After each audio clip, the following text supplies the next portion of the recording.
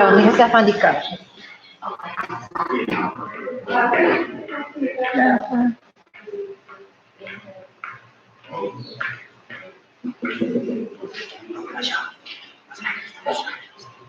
Ito kelas apa ini? Oh, tak. Ya.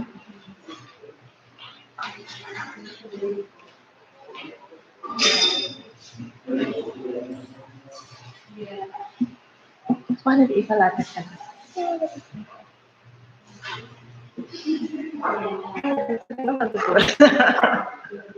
Nee, ik weet wel dat want we gaan dat iets vandaag. En dat is gisteren. Net het resto.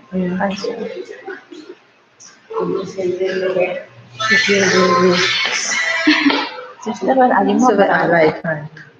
Zowel alike. Zowel dat vuur. En nu gaat Maar dan ga je alike. Zo dat ze gaan niet nog aan het doen. Pas ik het op aan. Niet alles aan.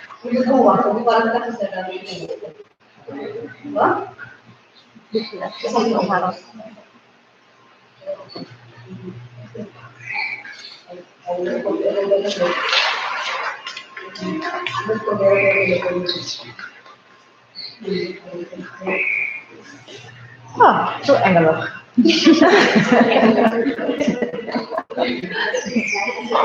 Dat is mooi, ja. Vader, die stoffoto. Is mooi, ja. Zij heeft het ook. Oh, dat was heel goed.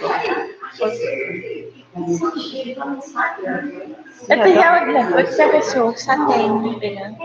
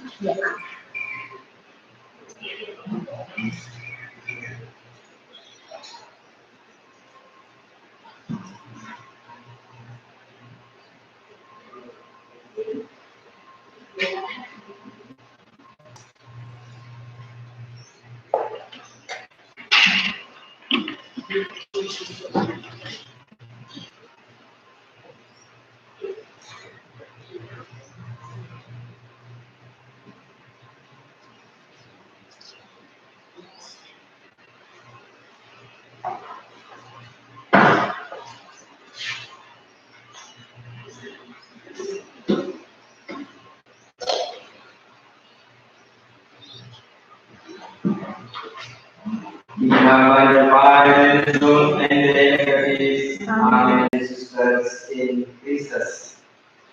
In deze heilige en wij hopen eens te mogen delen in zijn overwinning van het bloed, om voor altijd met hem te leven in God. Laat ons bidden. God, door uw Zoon hebt gij aan de gelovigen in dit geschonken bereiden op een vuur. Zeker dit nieuw vuur en laat ons door deze paasviering branden van de Zoon voor verlaten naar de hemel op het feest van het eeuwige leven door Christus onze Heer. Amen. Amen.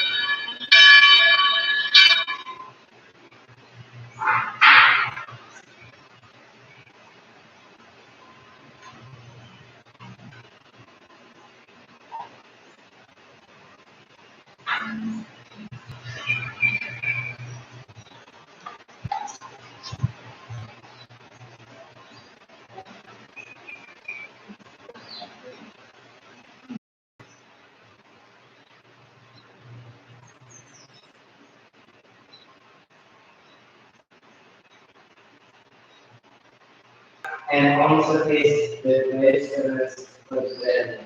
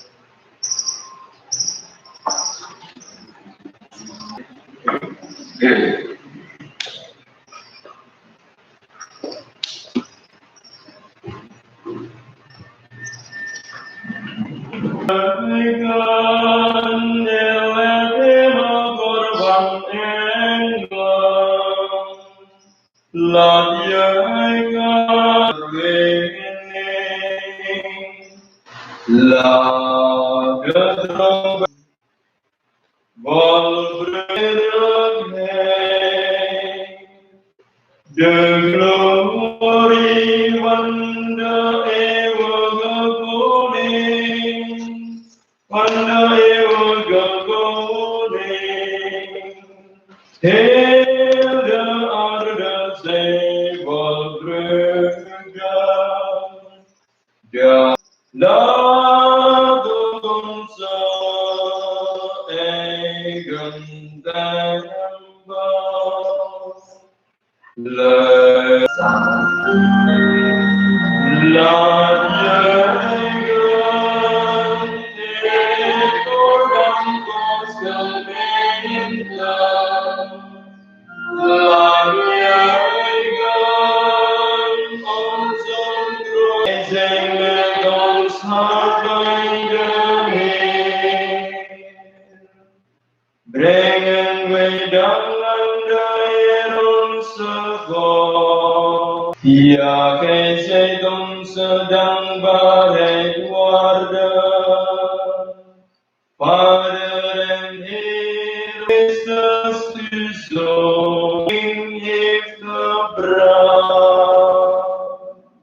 En Gods volk in deze nacht voor ons geofferd. In deze nacht trekt Israël droogvoets door de Rode Zee. In deze nacht wijst een stralend licht de weg. Het licht dat alle duisternis verdrijft. Verbroken naar uit de dood opgestaan. Hoe goed zijt gij, Heer God, hoe zeer hebt gij ons lief gehad. Gij hebt op uw Zoon door kruis ons losheid en heilige naam.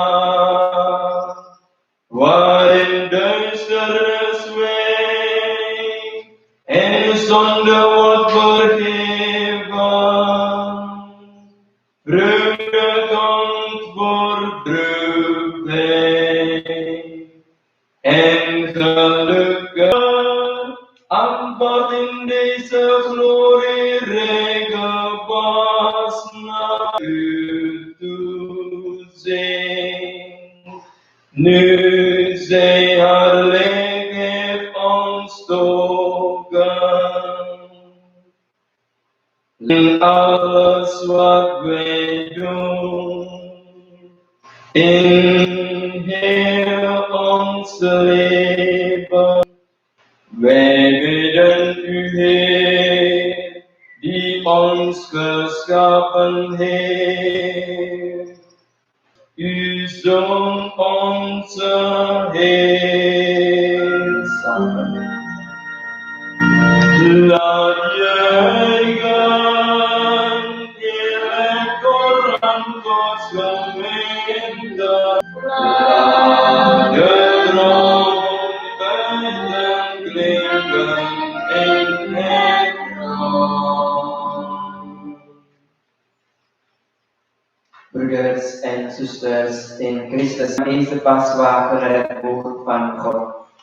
Wij gaan nu overwegen hoe in het verre verleden God zijn Zoon heeft gezonden om ons te verlossen.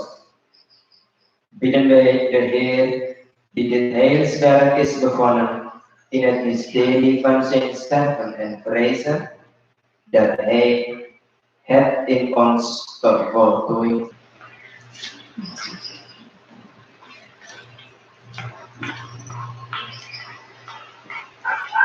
De eerste lezing uit Genesius hoofdstuk 1, vers 1 tot en met hoofdstuk 2, vers 2.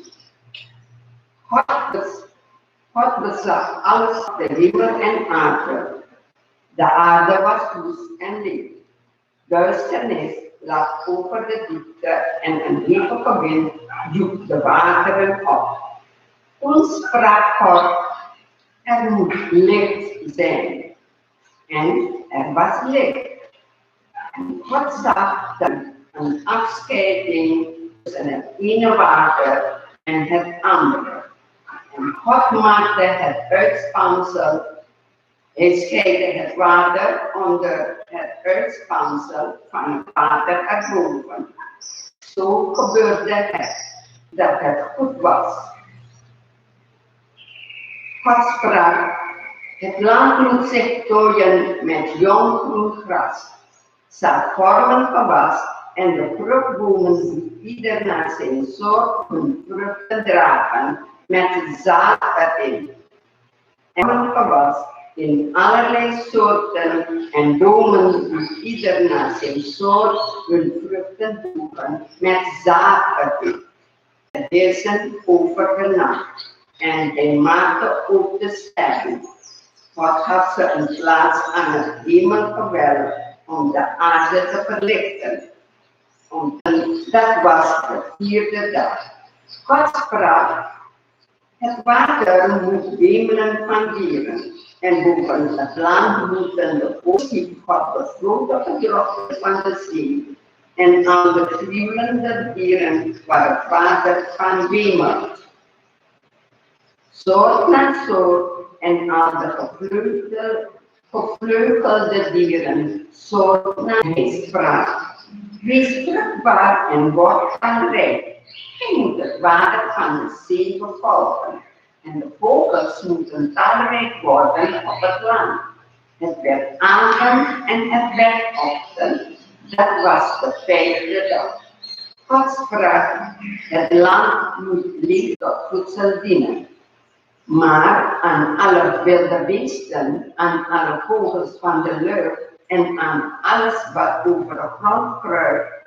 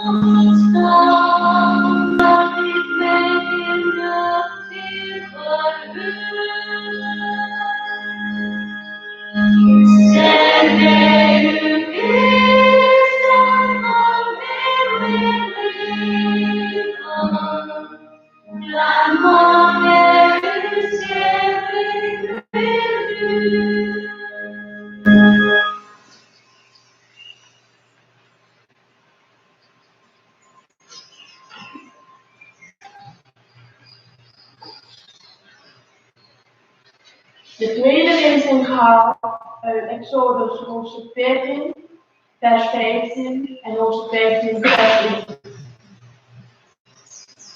In die dagen sprak de Heer tot Mozes: Wat roept gij mij toch? Beveel mij, als ik mij verheerlijk ten koste van de farao, zijn wagens en zijn wagenmenners. De engel van God, die aan de spits van het leger der Israëlieten ging, veranderde van plaats en stelde zich achter hen op, tussen het leger van de Egyptenaren en het leger van de Israëlieten.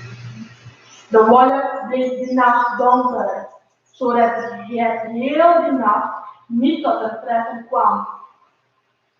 Toen strekte Mozes zijn hand uit over de zee. En de Heer deed die hele nacht door een sterke oostenwind de zee terugwijken. Zo trokken de Israëlieten over de droge bodem de zee door, terwijl de wateren links en rechts een wand vormden. De Egyptenaren zetten de achtervolging in. De paarden van Farao, zijn wagens en zijn wagenmenners, gingen achter de Egyptenaren en bracht ze in verwarring. Hij liet de wielen van de wagens scheef lopen, zodat ze slechts met moeite vooruit kwamen. De Egyptenaren riepen uit: Laten we vluchten voor de Israëlieten, want de Heer strijdt voor hen tegen ons. Toen sprak de Heer tot Mozes: Strek uw hand uit over de zee, dan zal het water terugstromen over de Egyptenaren en hun wagens en wagenmenners. Mozes strekte zijn hand uit. Toen Israël het machtige optreden van de Heer tegen Egypte gezien had, kreeg het volk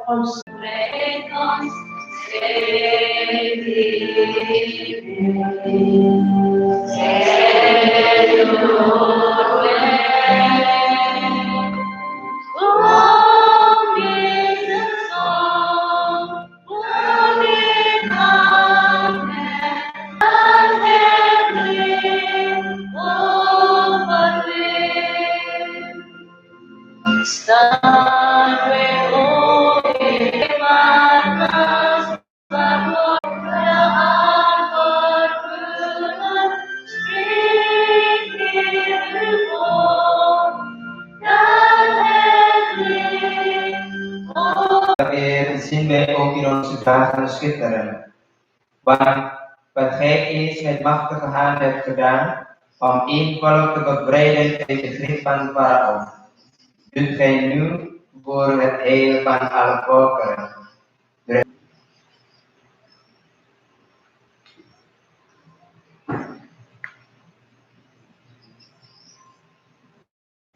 De derde lezing is gehaald uit Ezekiel 36, vers 16 tot met 17 aanwijzingen. En ik zal u een nieuw hart geven. Uit de profeet Ezekiel. Het woord van de Heer kwam tot mij.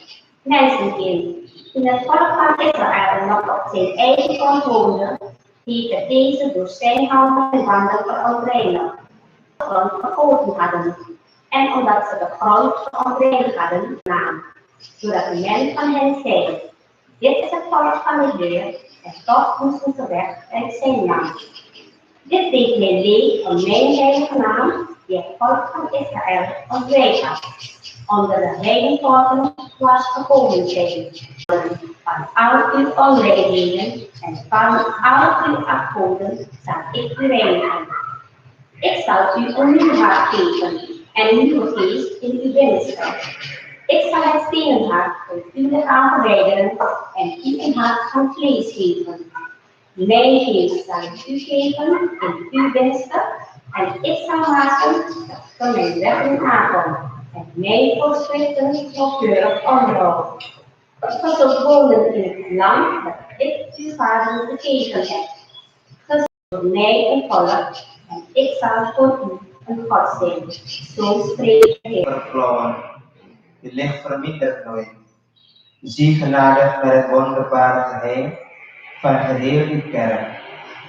Voltrekt in stilte het werk van de verlossing der mensen. Gij opnieuw wat geknapt is, opnieuw het leven wat is afgestorven. En dat alle dingen worden hersteld door hem, aan wie zij hun ontstaan te danken hebben. Jezus Christus, onze Heer. Amen.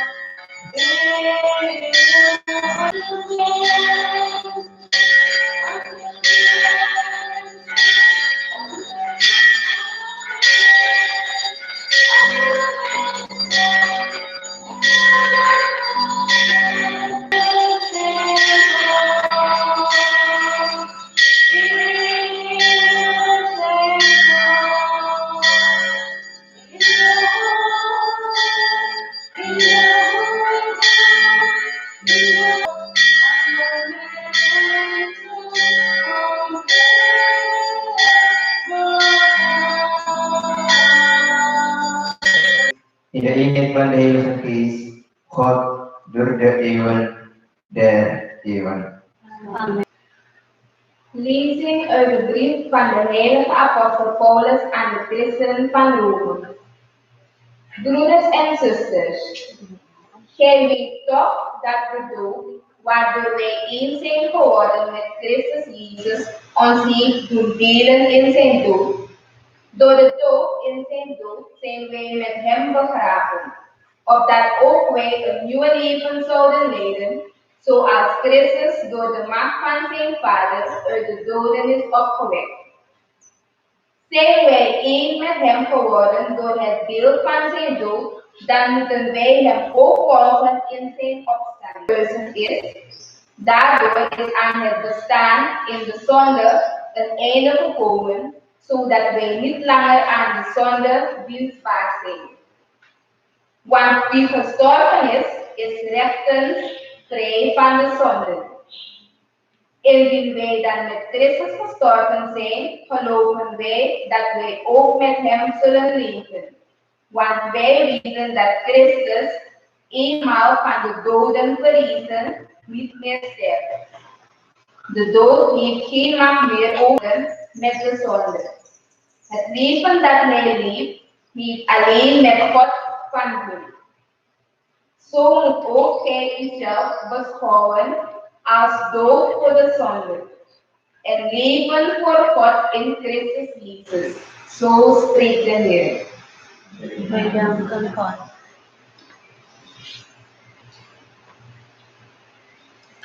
Laat mij gaan staan voor het evangelie.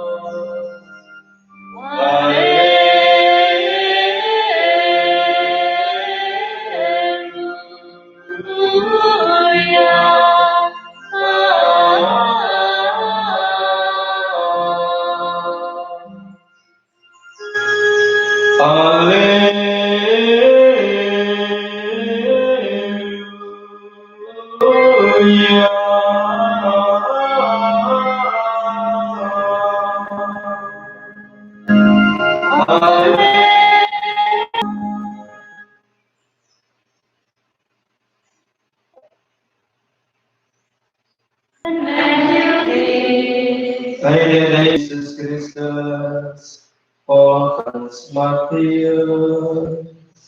Christus aan u zij de glorie.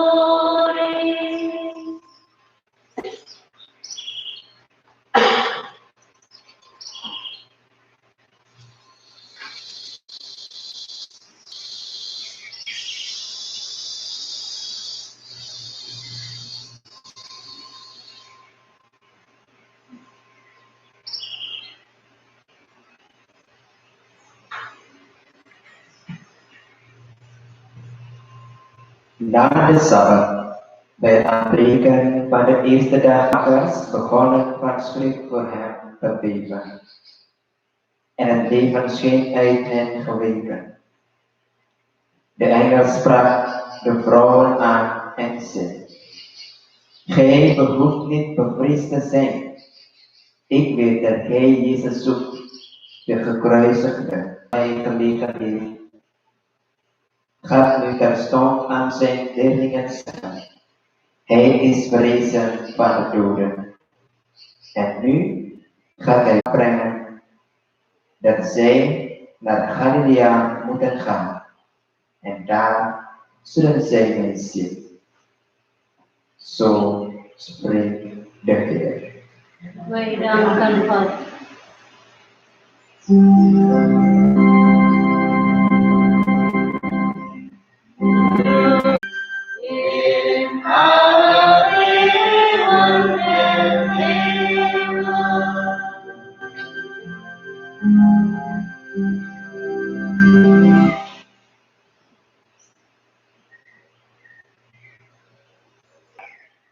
En nog een andere Maria. Zij komen naar het graf kijken. Wat ging er in hem om? Jaren geleden was er een poging populair om de verrijzenis heel menselijk te verklaren. De apostelen en de vrouwen zouden zich niet willen neerleggen bij Jezus dood en hebben daarop zijn verrijzenis bedacht. Matthäus aansloot de onderwereld wordt bevrijd, de dood verliest zijn macht. En de engel is ook nodig als een boodschapper. Nu hebben wij geen aardbeving, maar we hebben nu de coronapandemie. Het is echt erg ter hele wereld. Daarom hebben wij ook de kracht van boven nodig om ons geloof te ondersteunen. de engel. Hij rolt de steen weg, niet om de vrouwen toe te laten om Jezus dode lichaam te balsemen, of om Jezus ten leven te wekken en te bevrijden. De engel rolt de steen weg om te tonen dat het graf leeg is. Maar leeg, broeders en zusters in Christus, van God nodig om te begrijpen wat er aan de hand is. Om dat te begrijpen wat Jezus uit de hemel nodigt om aan de gebeurtenissen de juiste betekenis te geven. Toen kreeg hij een uitleg van een engel over Maria. Wees niet bevreesd, Maria, in huis te nemen. Haar kind is van de Heilige Geest. Dat zei de engel. En Jozef heeft die verlichting van het boven nodig, een kind en zijn moeder naar Israël. Dus broeders en zusters in Christus, zonder die engel, zonder die innerlijke verlichting van boven, had Jozef niet geweten wat hij moest doen. Had hij de omstandigheden verkeerd begrepen en de verkeerde conclusie getrokken. En hier, in het evangelie van vandaag, bij de vrouwen, bij het graf, is het net zo. Dus zonder die engel zouden ze de verkeerde conclusie hebben getrokken. En gewoon krijgt het lege graf vast zijn echte betekenis. God is hen voor. Hij gaat hen vooruit. Hij voorkomt de misvatting en hij opent hun ogen. En nu pas kunnen zij de dingen zien in het. Misschien moeten wij ook de kracht van boven nodig om Gods plan te begrijpen in deze moeilijke situatie. Maria, maar hier is iets ongehoors aan de hand. En hier is God zelf aan het werk. En dit verandert ons bestaan. En Maria tot en het graf en daar. Bij alle komende verschijningen wordt hij pas zichtbaar door geloof. En zo hebben wij vanavond ook het scheppingsverhaal beluisterd. Met gelovige oren en ogen. God is bezig in de natuur. De mens is het kunstwerk van zijn handen. En zo hebben we geluisterd naar de bevrijding van Israël. Mozes kon door zijn geloof twee vruchtenbomen voorin met zoveel bloem. Het was alleen maar leven om naar huis te brengen. Wanneer ze terug naar de kerk gingen, dan brengen ze koeien, rijst, knoflook, olie enzovoort. De bedoeling was om onze medemensen te ondersteunen. En toevallig vanaf 5 en hebben ze geen werk, hebben ze geen geld. Dan is het ook een zegen voor onze broeders en zusters. Dankzij de Heer, de andere ideeën kunnen hebben om ook die andere mensen te ondersteunen. De toch van Jezus die door de dood heen het eeuwig leven voor ons opent. Alles wordt opnieuw werkelijk voor wie genoemd. En daarom spreken we onze geloofsbelijdenis uit. Hernieuwen we onze doopbelofte straks. In geloof. En alles in geloof. Want zonder geloof blijft alles gesloten en opgesloten in de aardse werkelijkheid. Doen delen in zijn doel. Zijn wij één met hem geworden door het beeld van zijn dood, dan moeten wij hem ook volgen in zijn opstanding. Dus broeders en zusters in Christus, het leven zit om de tekenen te verstaan. En daarom hebben wij ook die verlichting van boven nodig, om de omstandigheden te kunnen verstaan. Mogen de engel van God ook onze ogen openen, ons geloof verdiepen op de weg en nu en altijd en in de eeuwen der eeuwen. Amen.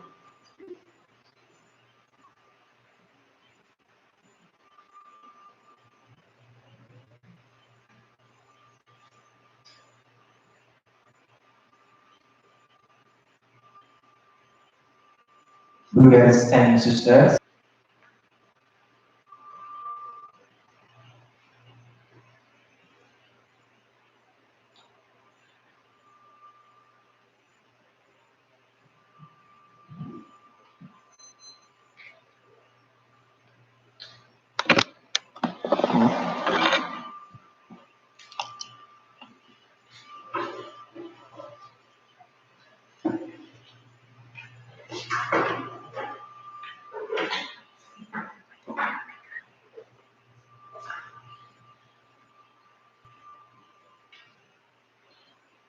Heer onze God, wees in deze nachtwaken van Pasen onder uw volk aanwezig, wonderen van onze verlossing, dat nog groter is, te schenken en aan ons lichaam verfrissing en reinheid.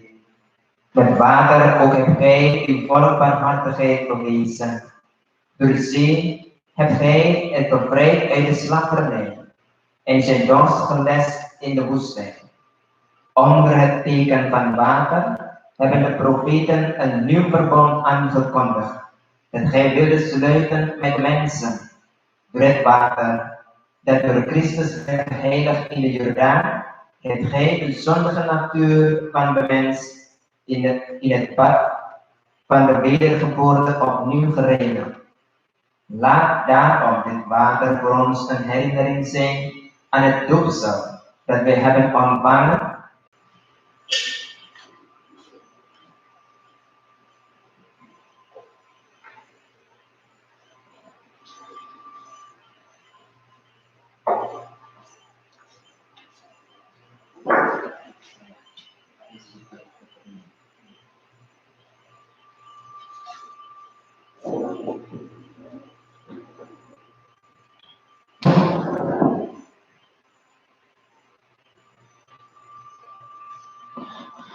Die kaarsen aanmaken.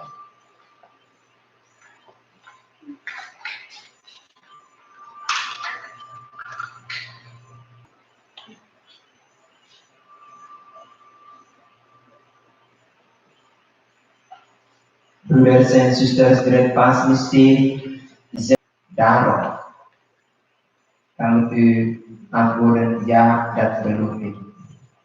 Zult u zich te allen tijden verzetten tegen de bekoring van zonde en onrecht, zodat het kwaad zich niet van u meester maakt? Ja, dat geloof ik. Zult u de Heer uw God dienen en hem alleen? Ja, dat geloof ik. Uw antwoord is, ik geloof. Gelooft u in God, de Almachtige Vader, Schepper van hemel en aarde? Ik geloof. Gelooft u in Jezus Christus, zijn enige geboren Zoon, onze Heer, die geboren is uit de maagd Maria, die geleden heeft, gestorven en begraven is, die uit de dood is opgestaan en zit aan Gods rechterhand? Ik geloof. Gelooft u in de Heilige Geest, de Heilige Katholieke Kerk, de gemeenschap van de heiligen, de vergeving van de zonden, de verrijzenis van het lichaam en het eeuwig leven? Ik geloof. Mogen de Almachtige God, de Vader van onze Heer Jezus Christus, die ons heeft doen herboren worden uit water en de Heilige Geest, en ons vergeving heeft geschonken van onze zonden, ons door zijn genade bewaren tot het eeuwig leven in Christus Jezus, onze Heer. Amen. Ik ga nu het volk sprenkelen met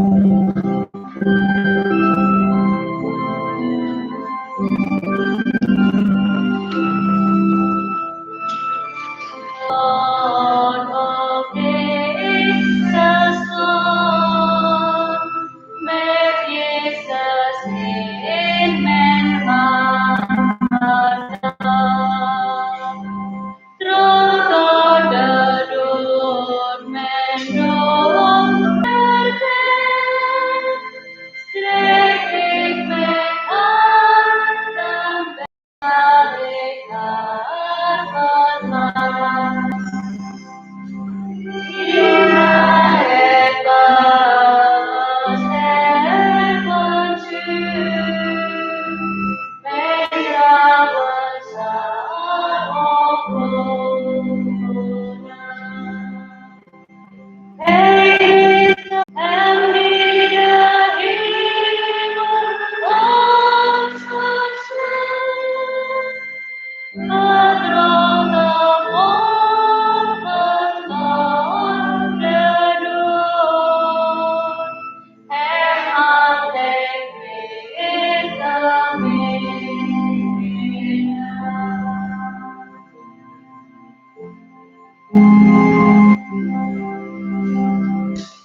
U kunt de kaarsen uitmaken.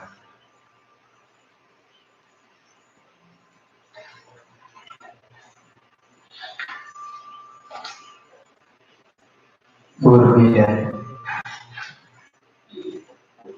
Laat ons nu bidden tot de Hemelse Vader die zijn Zoon, de Heer Jezus Christus, uit de dood heeft opgewekt, dat wij in hem het ware leven vinden.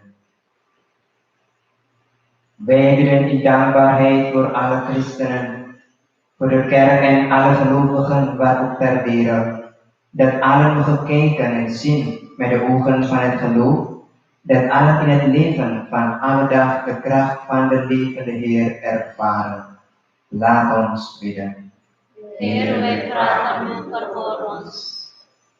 Wij bidden voor onze samenleving een geheim schuilgat, een mysterie dat groter is dan deze werkelijkheid, dat ons uitzicht biedt, dat vreugde en troost verschaft en sterker is kleine kinderen, dat de vreugde van het samen zijn met Pasen doordrongen mag zijn van het geloof in de levende, die allen samen bindt en ons leven zin, inhoud en toekomst biedt.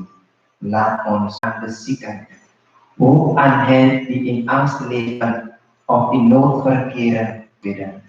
Heer, wij vragen u voor ons. Vragen wij de voorspraak van de Heilige Moeder Maria, wanneer wij samen bidden. Wees gegroet Maria, vol van genade, de Heer is met u. Gij zijt gezegend onder de vrouwen, en gezegend is Jezus, de vrucht van uw schoot. Almachtige God, de Vader van onze Heer Jezus Christus, die ons heeft doen herboren tot eeuwig leven in Jezus Christus, onze Heer. Amen. Amen.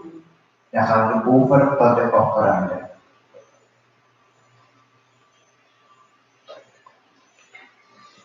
Wij zingen van bladzijde 299. 299. Broeders en zusters die thuis de Heilige Eucharistie volgen, u kunt uw collecte voor uw parochie in deze tijd vooral is echt nodig voor onze ondersteuning. Wij gaan onze parochie ondersteunen door onze bijdrage van Christus,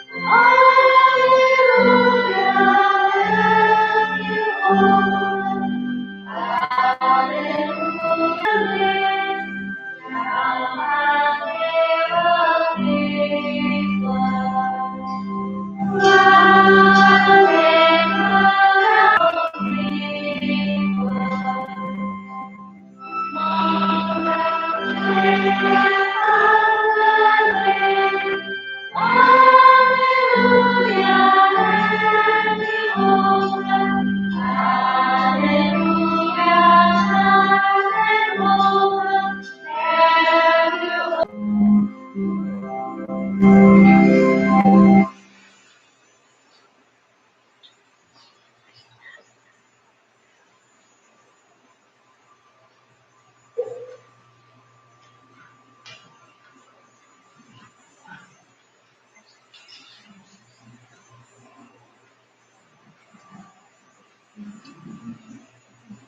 wil aanvaarden gebeden van uw volk met overgaven die u worden aangeboden.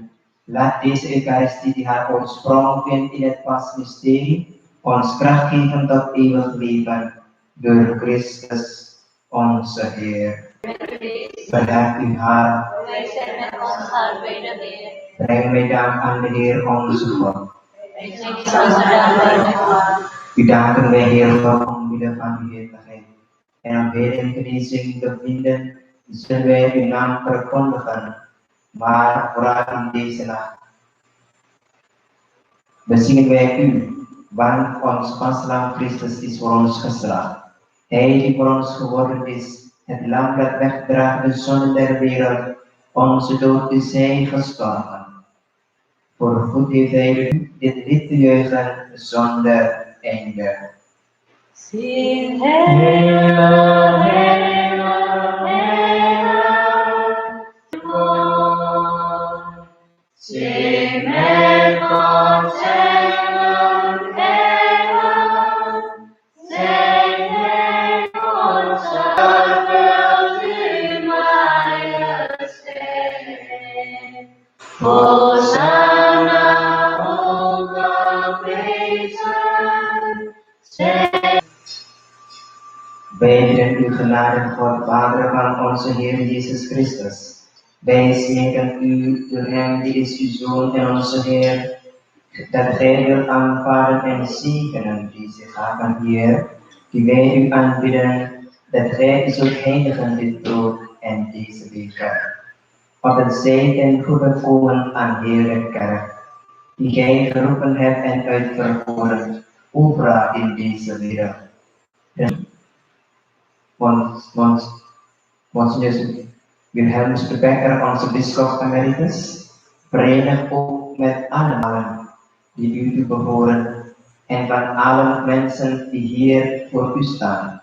Gij kent hun geloof, gij weet dat zij u willen dienen, in naam van hen die u het offer brengen, van hun aanbidding en hun dankbaarheid, in naam van allen smeken wij u, houd hen in leven, want op u hopen zij, bevrijdt hun hart en mag hen heilig, gij eeuwige en waarachtige levende God.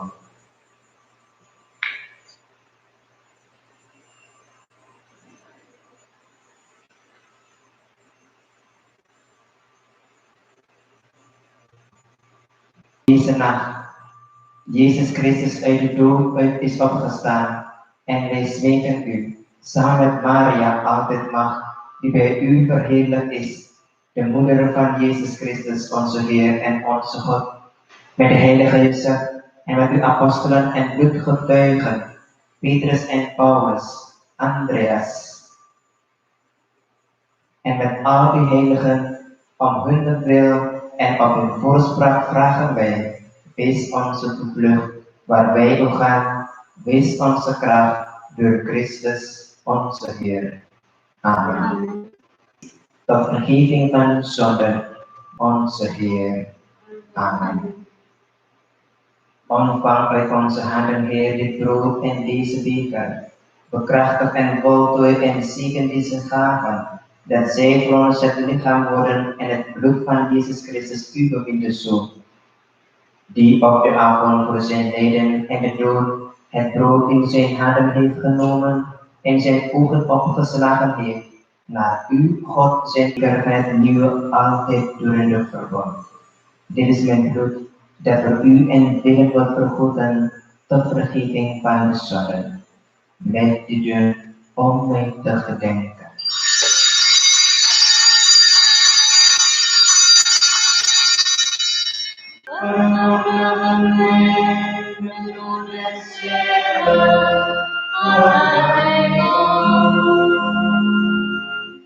Daarom gedenken wij, Heer, het lijden en de dood van Jezus Christus, uw Zoon, dat hij verrezen is, dat hij is opgestegen naar de hemel. Tot uw dienst geroepen, tot uw volk gemaakt, geven wij u wat gij onszelf in handen hebt gelegd. Dit ongebroken, vlekkeloze lam, dit brood van eeuwig leven en deze beker die onze redding is in eeuwigheid. Keer u niet af, wees ons genade. Zoals gij in genade hebt aan dat wij die de gemeenschap vieren van deze tafel en delen in het lichaam van uw Zoon en in zijn bloed van u gezegend zullen zijn, vol van genade zijn voorgegaan, getekend met het geloof. Dat zij en allen die in Christus zijn ontslapen, in vrede mogen rusten en binnengaan in uw naam verlicht en vertroost, door Christus onze Heer. Wij zijn van u met al ons kwaad. Op uw barmhartigheid hopen wij. Neem ons op in de gemeenschap van de heiligen, van uw apostelen en bloedgetuigen, Johannes, Stefanus, Matthias, Barnabas, en van door hem, en met hem, en in hem, samen in hem, met de woorden die Jezus ons gegeven heeft.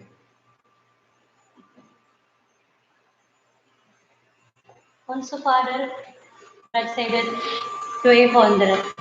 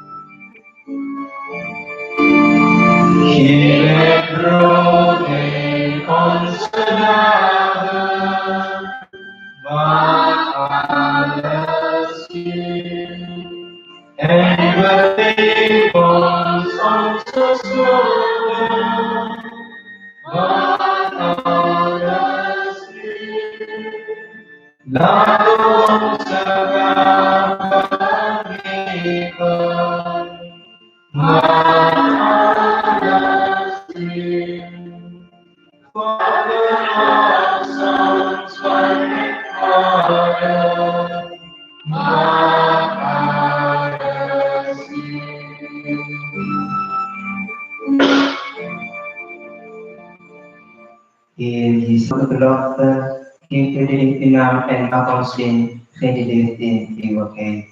Amen. De vrede des Heren zij altijd met u. En met uw geest.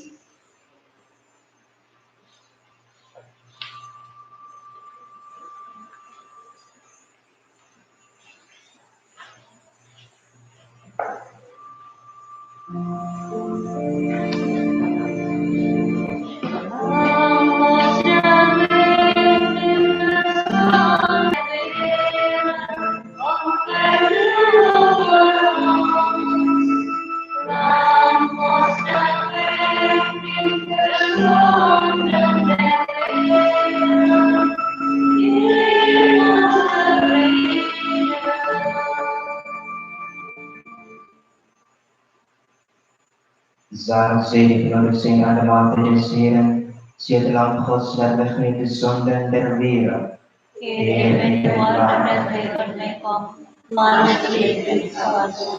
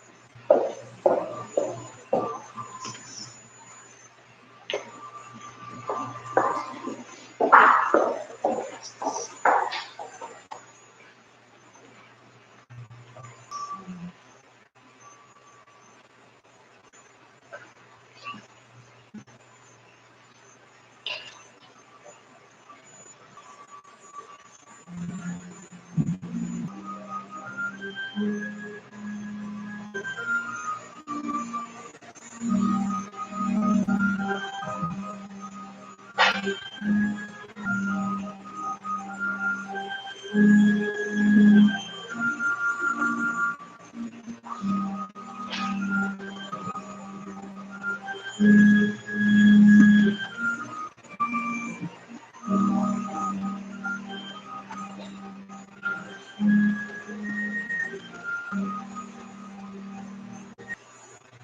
ons bidden.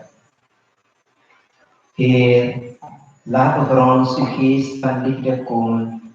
Maak allen een van hart die zich met u verbonden. Broeders en zusters in Christus, namens de parochie van Sint-Jozef parochie Copieweg, wens ik u allemaal die hier aanwezig zijn en ook thuis, of die thuis volgen en voor de bescherming voor ons land Suriname en ook voor alle landen waar in deze moeilijke tijd vanwege het coronavirus de vragen voor een oplossing. Heer, zij met u. En met uw geest. God die u door de vrijzenis van zijn Zoon heeft verlost en tot zijn kinderen heeft gemaakt, mogen u de vruchten van zijn zegen schenken. Amen. Hij die u door zijn verlossing voor altijd bevrijd heeft, mogen u doen delen in de erfenis van het eeuwige geluk. Amen. Mogen u die door geloof en doopsel met de Heer verrezen zijn en zegenen u, de Almachtige God, Vader en de Zoon en de Heilige Geest. Amen. Gaat nu allen heen. We zingen slotlied 296. 296.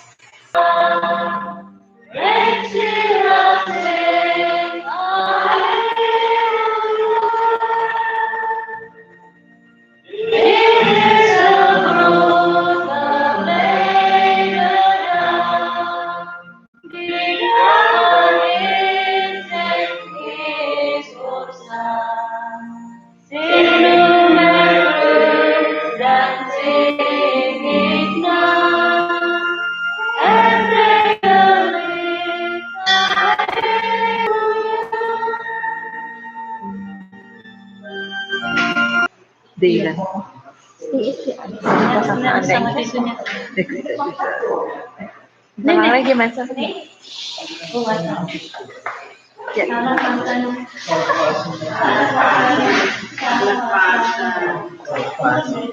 Ya. Apa?